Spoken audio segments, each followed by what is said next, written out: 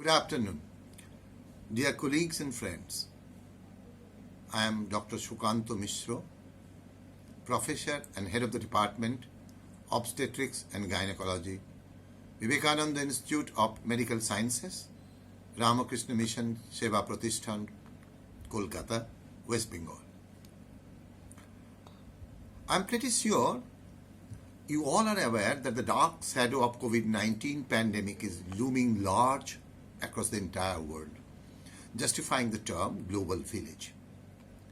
This 4-month-old virus has created such havoc that the public life of our country and other countries as well are completely disrupted and paralyzed.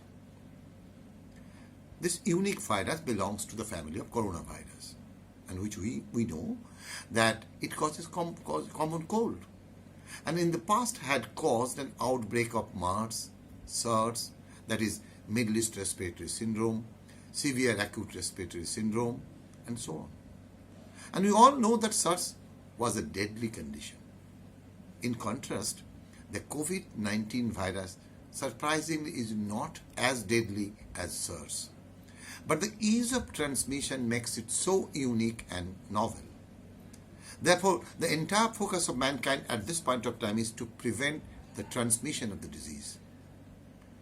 Sitting in one corner of the house, it is extremely difficult for anyone to comprehend the magnitude of this multifaceted problem.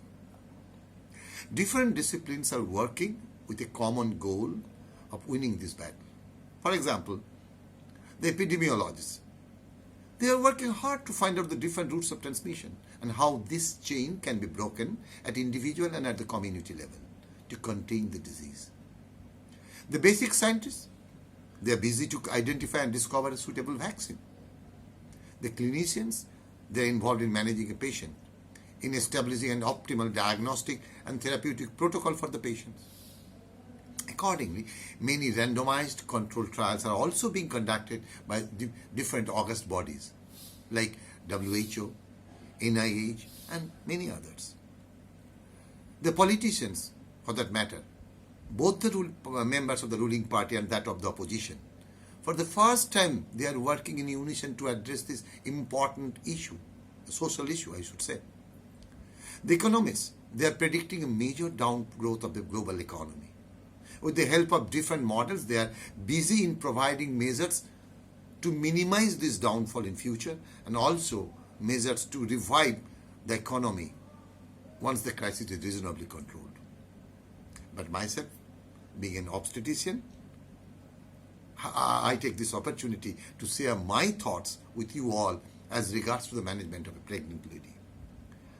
I thought for a moment, and there are certain pertinent questions, and I have divided into 10 different questions, and I'm trying to give my thoughts as regards to the management of those.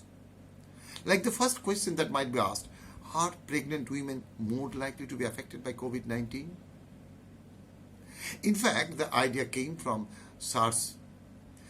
It was found that SARS affected the pregnant lady at the last trimester of pregnancy. But as regards to COVID-19, the data is really limited. And right now we are not in a position to say that it does increase the chance of pregnancy, does increase the chance of COVID-19. But unfortunately, if it occurs, it is presumed that the disease is likely to be severe simply because of the physiological changes induced by the pregnancy or the pregnancy-induced immune status changes. Now the second question is, what protective measures therefore a pregnant lady should take? It's not different. It's like any other non-pregnant individual. Social distancing, frequent hand washing with soap, maybe with alcohol-based sanitizer, respiratory hygiene, and these are the basic tenets of protective measures that one can take. The third question is, what will be the course of the disease in pregnant women?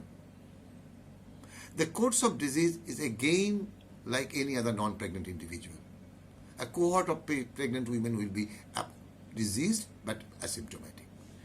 In a cohort, another cohort, probably the course of the disease will be mild, and they might have little flu-like symptoms and they are cured. But in another cohort, the presentation could be with severe symptoms.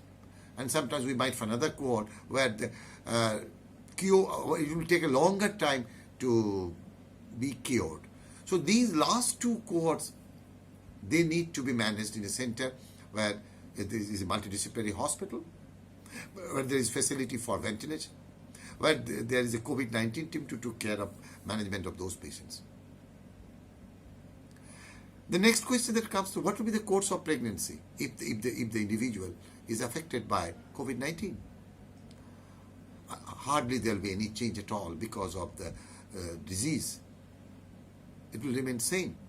And as yet, the virus is not found to be teratogenic. So, as such, there is no such problem. There is no increased incidence of preterm labor and so on, or chance of miscarriage. How to manage a pregnant woman, therefore, not with COVID-19, any other pregnant woman. So, in absence of COVID-19, the management is also usual. We need to do the basic investigations that we are supposed to do. We need to provide them with drugs like folic acid, hematinics, calcium. The immunization protocol that we need to do. Antenatal care we should follow. Scans, when it is required, we need to do it. And if it is not possible for the patients to attend to the patient, we need to tell them that we should contact with telephones. So telephonic consultation should be made. And right now I can say this is medico-legally acceptable and approved by MCI also just a couple of days back. Now another important question is vertical transmission possible? That means whether the pregnant lady with COVID-19 can transmit the infection to her unborn child during the course of pregnancy or to her baby during delivery. As yet, the answer is very much questionable. The data from China initially told us or concluded that it is not. But very recent informations that we have received, that it is probable because and cord blood IgM level was found to be raised in pregnancies with COVID-19. And because IgM cannot cross the placenta, this might have been produced in the neonates and might be, and I'm repeating, might be in response to the infection. We are still not sure, but yes, that the thing is, particle transmission is very much questioned. Right now we can say no. And if we need to deliver this lady, where to deliver? It is preferable that they should be delivered when presence of severe disease. They should be delivered in a multidisciplinary hospital with ventilatory support and with COVID-19 team to take care of the patients if anything goes wrong. And as regards to the mode of delivery, COVID-19 per se does not permit the patient to be posted for cesarean section. It's not an indication. The mode of delivery should be decided by the patient and her husband in consultation with the obstetric factors, like the factors related to the mother, factors related to the baby, or maybe both. So COVID-19 per se would not help us to decide the route of delivery. Another important factor is breastfeeding. Yes, in absence of COVID-19, breastfeeding is mandatory. Considering the benefit that we can accrue, neonates can accrue. And the benefit outweighs the risk of any transmission of COVID-19 if it is asymptomatic whatsoever. But during the course of breastfeeding, appropriate care has to be taken. And if the mother is too ill not to feed her baby, one should again consider re-lactation, re-initiation of the breastfeeding once she is cured. The final question is, which women should be suspected to have COVID-19? I think the guideline says very clearly that if a lady has got a history of travel in the last 2 months, national or international, of herself or her any individual who is in close contact with the lady, or history of contact with the COVID-19, or presents with some symptoms related to severe acute respiratory illness or ILI, or a history of fever, myalgia, arthralgia, anosmia, diarrhea, and so on, or if is a healthcare worker. So these are some of the symptoms. At present, once you find that the patient has got these symptoms, they need to be tested and confirmed and managed accordingly in a different setup. As I said, preferably a government setup, which government is providing all sorts of care to this group of women. And currently, as I was informed, that the government is trying to localize certain areas to undergo screening tests for those individuals who are residing in those areas known as hotspot areas. So government is trying hard to do something for them. But I also need to say that the situation is changing every day. So the inputs right now I am providing may also need to be updated from time to time to change some of the views and ideas, to change the diagnostic and management protocol. Because we do not know what is lying in front of us down the line after 2 weeks.